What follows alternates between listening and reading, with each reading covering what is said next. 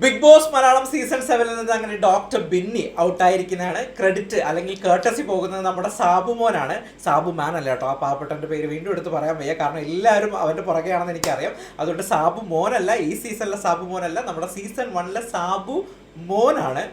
തെറ്റിയോ? സാബുമാൻ അല്ല, സാബുമോനാണ് എന്തായാലും ക്രെഡിറ്റ് പോകുന്നത്. കാരണം പുള്ളിക്കാരൻ ഒരു ദുശകുനമാണെന്ന് പുള്ളിക്കാരൻ സീസൺ 1 പറഞ്ഞിട്ടുണ്ട്. ഇപ്പോൾ ഇത്തവണ കഴിഞ്ഞ ആഴ്ച വന്നപ്പോഴും പറഞ്ഞിട്ടുണ്ടായിരുന്നു. കാരണം എടുത്തു ചോദിച്ചിട്ടുണ്ടായിരുന്നു എൻ്റെ ബെഡിന് ഓപ്പോസിറ്റ് കിടക്കുന്നത് ആരാണെന്ന്.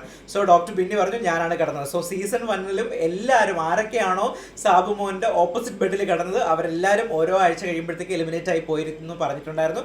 അതുകൊണ്ട് തന്നെ ഈ ആഴ്ച ഡോക്ടർ ബിന്നിക്കാണ് പോസിബിലിറ്റി എന്നുള്ളത് സാബു നിസ്സംശയം പറഞ്ഞു. അത് തന്നെയാണ് നടന്നത്. സോ ഇതിൻ്റെ കേർട്ടസി പോകേണ്ടത് ആർക്കാണ്? സാബുമോനെ. സാബുമാൻ അല്ല, സാബുമോനെ.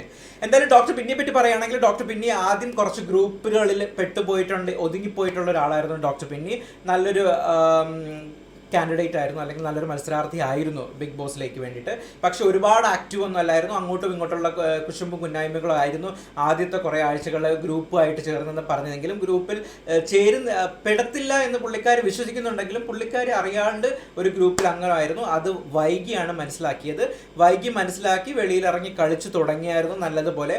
പക്ഷെ കളി എന്ന് പറയുന്നത് വെറും അഗ്രസീവായിട്ടുള്ള, അല്ലെങ്കിൽ എന്ത് പറഞ്ഞാലും ആരെന്ത് പറഞ്ഞാലും അതിന് ഇപ്പോൾ ഷാനവാസിനോടെയായിരുന്നു ഫുൾ ടൈം ഫൈറ്റ് ചെയ്തുകൊണ്ടിരുന്നത്, അല്ലെങ്കിൽ ബാക്കിയുള്ളവരുടെ എല്ലാവരും ഒരു ഫൈറ്റ് മോഡായിരുന്നു ഓണാക്കിയത്. അത് പക്ഷേ അത്ര ആക്റ്റീവ് ആണോ എന്ന് ചോദിച്ചാൽ യെസ്, സ്ക്രീൻ പ്രസൻസ് കിട്ടുന്നുണ്ട്. അതല്ലാതെ ഒരു ആക്റ്റീവ് മോഡിലേക്കാണോ എന്ന് ചോദിച്ചു കഴിഞ്ഞാൽ അല്ല. കാരണം ഗെയിംസിലേക്ക് ഫോക്കസ് ചെയ്യണം, അതല്ലാതെ ബാക്കിയുള്ള കാര്യങ്ങളെല്ലാം ഫോക്കസ് ചെയ്യണം. അതിലൊക്കെ ഡോക്ടർ പിന്നെ കുറച്ച് മുന്നോട്ടായിരുന്നു. അതിനുശേഷം ഏറ്റവും കൂടുതൽ ഭാഗ്യം കിട്ടിയൊരു മത്സരാർത്ഥിയായിരുന്നു ഡോക്ടർ ബിന്നി. കാരണം സ്വന്തം ഹസ്ബൻഡിനെ ഒരു 3-4 ദിവസം വീടിനുള്ളിൽ നിർത്താനായിട്ടുള്ള ഭാഗ്യം ടാസ്കിലൂടെ നമ്മുടെ നൂറയുടെ ഭാഗത്തു നിന്ന് കിട്ടിയിട്ടുണ്ടായിരുന്നു. അതുകൊണ്ട് തന്നെ ഏറ്റവും ഈ സീസണിൽ, അല്ലെങ്കിൽ മലയാളം സീസണിൽ ഏതൊരു മത്സരാർത്ഥി എടുത്താലും ഏറ്റവും കൂടുതൽ ഭാഗ്യം കിട്ടിയിരിക്കുന്ന ഒരു മത്സരാർത്ഥിയായിരുന്നു ഡോക്ടർ ബിന്നി. 70 ദിവസം എന്ന് പറയുന്നത് ഒരു വലിയൊരു പീരീഡ് ആയിരുന്നു. സോ എന്താണോ പുള്ളിക്കാരെ അർഹിച്ചിരുന്നത് ആ ഒരു period of time doctor Binny അവിടെ നിന്നു എന്ന് വേണം ഒരു ചുരുക്കത്തിൽ നമുക്കൊന്ന് പറയാം. ഇനി രണ്ടാമത്തെ വിഷയത്തിലേക്ക് വരികയാണെങ്കിൽ സാബു മാനെ പറ്റി. എല്ലാവരും സാബു മാനെയാണ് കുറ്റം പറഞ്ഞുകൊണ്ടിരിക്കുന്നത് ഓരോരുത്തർ ഔട്ടാകുന്നതിൽ. പക്ഷെ നിങ്ങളെല്ലാവരും മനസ്സിലാക്കേണ്ടത് ഇത് ചുമ്മാ ബിഗ് ബോസ് എന്ന് പറയുന്നത് ചുമ്മാ കടന്ന് ഒരു ചാട്ടം അടി ഉണ്ടാക്കുക, ബഹളം വയ്ക്കുക, ഫൈറ്റ് കൂടുക, ഇത് മാത്രമല്ല. ഒരു നല്ല മനുഷ്യൻ എങ്ങനെയാണ് സമൂഹത്തിലുള്ള ഓരോരുത്തരെയും റെപ്രസെന്റ് ചെയ്യുന്ന ഒരു ഷോയാണ് ബിഗ് ബോസ് എന്ന് പറയുന്നത്. സോ ഒരു നല്ല മനുഷ്യൻ എങ്ങനെയായിരിക്കണം? സോ പുള്ളിക്കാരൻ അവരിൽ നിന്നെല്ലാം ഡിഫറെൻ്റ് ആണ്. പുള്ളി സത്യത്തിൻ്റെ കൂടെ, അല്ലെങ്കിൽ ഒരു വളരെ ഇന്നസെന്റ് ആയിട്ടുള്ള ഒരാളാണ്. പുള്ളിക്കാരന് കയറി ചാടി കിടന്ന് ബഹളം ഉണ്ടാക്കാൻ പറ്റത്തില്ല. ടാസ്ക് കിട്ടുമ്പോൾ വളരെ മനോഹരമായിട്ട് ടാസ്കുകൾ ചെയ്യാറുണ്ടായിരുന്നു. പ്രത്യേകിച്ച് ഈ ആഴ്ചത്തെ ടാസ്കിൽ നിങ്ങൾ നോക്കിയാൽ നന്നായിട്ട് കളിച്ചിട്ടുണ്ടായിരുന്നു സാബുമാൻ. സോ അതുകൊണ്ട് തന്നെ ഓരോ ആഴ്ചയും ഓരോ എലിമിനേഷൻ കഴിയുമ്പോഴത്തേക്ക് വെറുതെ സാബുമാൻ്റെ പേരെടുത്തിട്ട് സാബുമാനെ കാരണമാണ് അവർ പോയെന്ന് പറയുന്നതിനോട് എനിക്ക് യോജിപ്പില്ല. ആദ്യത്തെ ആഴ്ചകളിൽ കണ്ടന്റ് കുറവായിരുന്നെങ്കിലും ഇപ്പം ടാസ്കുകളിലൊക്കെ മികച്ച രീതിയിലുള്ള പെർഫോമൻസ് കാഴ്ചവെക്കുന്നുണ്ട്. കുറച്ചും കൂടി ഹൗസിലും കൂടി കുറച്ചുകൂടി ഓരോ വിഷയങ്ങളിലും പുള്ളിയുടെ നിലപാടുകൾ പറയേണ്ടി വന്നു കഴിഞ്ഞാൽ, അല്ല ഇപ്പോൾ ബിഗ് ബോസ് ചോദിക്കുന്ന സമയത്ത് അല്ലെങ്കിൽ ലാലേട്ടൻ ചോദിക്കുന്നത് അല്ലാതെ കുറച്ചും കൂടി പറയേണ്ടി വന്നു കഴിഞ്ഞാൽ പുള്ളിയുടെ ഗ്രാഫ് നല്ല രീതിയിൽ കയറി പോകാൻ പറ്റിയൊരു കണ്ടസ്റ്റന്റ് ആണ് നമ്മുടെ സാബുമാൻ. അതുകൊണ്ട് സാബുമാനോട് എല്ലാ വിഷയത്തിലും വിയോജിപ്പ് പറയുന്നതിലോട്ട് എനിക്ക് യോജിപ്പില്ല. അതോടൊപ്പം തന്നെ ലക്ഷ്മി പറയേണ്ടടുത്ത് പറയേണ്ട കാര്യങ്ങൾ കൃത്യമായി പറയുന്നുണ്ട്. പിന്നെ ലക്ഷ്മിയുടെ ഒരു ആകെയുള്ളൊരു പ്രശ്നം എന്ന് പറയുന്നത് പറയേണ്ടടുത്ത് ഇല്ലാത്തടത്തും, അല്ലാതെ ഇപ്പം മറ്റൊരു വിഷയത്തിൽ ആരെങ്കിലും പറഞ്ഞ് അവിടെയും പോയി ചാടി കയറി ഇടപെടുന്നതാണ് ലക്ഷ്മിയുടെ ഒരു പ്രശ്നം.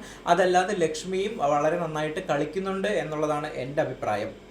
പിന്നെ നമ്മുടെ അനീഷ് പറഞ്ഞത് വളരെ കൃത്യമായിട്ടുള്ള കാര്യമുണ്ട്. നമ്മുടെ ജയിൽ നോമിനേഷൻ ലാലേട്ടൻ ചോദിക്കുന്നുണ്ടായിരുന്നു, ഹാട്രിക്കാണ് അടിച്ചേക്കുന്നത്, എന്തുകൊണ്ട് അനീഷ് എന്ന് പറയുന്നത്. അനീഷ് വളരെ വാലിഡ് ആയിട്ട് പറയുന്നുണ്ട്. കാരണം അനീഷിനേക്കാൾ പോകാൻ അർഹതയുള്ള ഒരുപാട് ആൾക്കാർ അവിടെ നിൽക്കുന്നു. വളരെയധികം പ്രശ്നം ഉണ്ടാക്കുന്ന, സ്ത്രീകളെ ബഹുമാനിക്കാത്ത, അല്ലെങ്കിൽ എന്ത് കാര്യങ്ങൾ എടുത്തു കഴിഞ്ഞാലും പ്രശ്നം ഉണ്ടാക്കുന്ന പല ആൾക്കാരും അവിടെ നിൽക്കുമ്പോൾ എല്ലാവരും നോമിനേറ്റ് ചെയ്യുന്നത് അനീഷിനെയാണ്. ഞാൻ അനീഷിനോട് പൂർണ്ണമായും യോജിക്കുന്നു. കാരണം ഈ ആഴ്ച സത്യത്തിൽ ഷാനവാസ് ആയിരുന്നു കൃത്യമായി ജയിലിലേക്ക് പോകേണ്ടിയിരുന്നത്. പക്ഷെ അതിന് വോട്ട്സ് കുറവായിരുന്നു. അത് മറ്റുള്ള മത്സരാർത്ഥികൾ മനസ്സിലാക്കിയിട്ടുണ്ടായിരുന്നില്ല. അത് റോങ് തന്നെയാണ്. സോ അനീഷിൻ്റെ ഭാഗത്താണ് അതിൻ്റെ ഒരു കാര്യത്തിൽ കറക്റ്റായിട്ട് നിൽക്കേണ്ടത്. കാരണം അനീഷ് ആയിരുന്നില്ല പോകേണ്ടിയിരുന്നത്. പക്ഷേ അനീഷ് പോകേണ്ട സാഹചര്യം ആദ്യത്തെ വീക്കിലും വന്നിട്ടുണ്ട്. ആ സമയത്ത് പോവുകയും ചെയ്തിട്ടുണ്ട്. എന്തായാലും ലാലേട്ടൻ ചോദിച്ചത് അത് വളരെ വ്യക്തമായിരുന്നു. കാരണം അത് ചിലപ്പം മറ്റുള്ളവർക്ക് ഒരു ജയിക്കാനുള്ള ഒരു ചാൻസ് ഉണ്ടാവുമായിരിക്കും. കാരണം വരും ആഴ്ചകളിൽ ഇനി ജയിൽ നോമിനേഷൻ എന്ന് പറയുന്നതാണെങ്കിലും ക്യാപ്റ്റൻസി ടാസ്ക് ആണെന്ന് പറയുന്നത് എല്ലാം വളരെ ഇമ്പോർട്ടൻ്റ് ആണ്. ക്യാപ്റ്റൻസി പറ്റി പറഞ്ഞപ്പോഴത്തേക്ക് നാളത്തെ ക്യാപ്റ്റൻസിയിൽ ആര്യനും നമ്മുടെ സാബുമോനും അതോടൊപ്പം തന്നെ അനു ആണ്. എൻ്റെ പേഴ്സണൽ ആഗ്രഹം എന്ന് പറയുന്നത് നമ്മുടെ അനു ജയിക്കാനാണ് എൻ്റെ പേഴ്സണൽ ആഗ്രഹം. കാരണം എന്ന് വെച്ച് കഴിഞ്ഞാൽ അനു ജയിച്ചു കഴിഞ്ഞാൽ ഈ വീക്ക് നിന്ന് കത്തുമെന്നുള്ളത് ഉറപ്പാണ്. എന്തിലും ഏതിലും പ്രശ്നം ഉണ്ടാക്കും എന്നുള്ളത് അറിയാമല്ലോ. കണ്ടന്റ് കൊടുക്കാനായിട്ട് ഒരു ക്ഷാമമില്ലാത്ത ആളാണ് അനു. സോ എൻ്റെ പേഴ്സണൽ ആഗ്രഹം നമ്മുടെ അനു ക്യാപ്റ്റൻസി ജയിച്ചു കഴിഞ്ഞാൽ എങ്ങനെയായിരിക്കും വീട് പോവുക എന്നുള്ളത്. കാരണം ഓൾറെഡി നമ്മൾ ആര്യനെ കണ്ടു, പക്ഷേ സാബുമോൻ വന്നു കഴിഞ്ഞാൽ അത് എത്രത്തോളം അത് ഹൈപ്പ് ഉണ്ടാക്കും എന്നുള്ളത് അറിയത്തില്ല. കാരണം പുള്ളി ഭയങ്കര ഓർഗനൈസ്ഡ് ചെയ്തിട്ട് ഒരു പ്രശ്നങ്ങളും ഇല്ലാത്ത രീതിയിൽ കൊണ്ടുപോകാനായിരിക്കും സാബുമാൻ ശ്രമിക്കുക എന്നുള്ളത് 100% ഷുവറാണ്. പിന്നെ ആര്യൻ അറിയാമല്ലോ. സോ എൻ്റെ ആഗ്രഹം അനുമോള് ജയിക്കട്ടെ എന്നുള്ളതാണ്. എന്തായാലും നമുക്ക് കാത്തിരുന്ന് കാണാം. നാളെ ആണ് ക്യാപ്റ്റൻസി ടാസ്ക് വരുന്നത്, അതോടൊപ്പം തന്നെ നോമിനേഷൻ ടാസ്ക് വരുന്നത്. ഇനി അങ്ങോട്ടുള്ള ഓരോ ആഴ്ചകളും ഓരോ ദിവസവും വളരെ ഇമ്പോർട്ടൻ്റ് ആണ്. വെറും 4 ആഴ്ച മാത്രമേ ഉള്ളൂ ബിഗ് ബോസിൻ്റെ ഗ്രാൻഡ് ഫിനാലേക്ക് വേണ്ടി. നമുക്ക് കാത്തിരുന്ന് കാണാം. അതിനു മുമ്പ് ആദ്യമായിട്ടാണ് നിങ്ങൾ എൻ്റെ ചാനൽ കാണുന്നെങ്കിൽ തീർച്ചയായിട്ടും ചാനൽ സബ്സ്ക്രൈബ് ചെയ്യണം. അതോടൊപ്പം തന്നെ വീഡിയോ ഇഷ്ടപ്പെട്ട് കഴിഞ്ഞാൽ ലൈക്ക് ചെയ്യണം. അടുത്ത വീഡിയോ ആയിട്ട് കാണാം. ബൈ.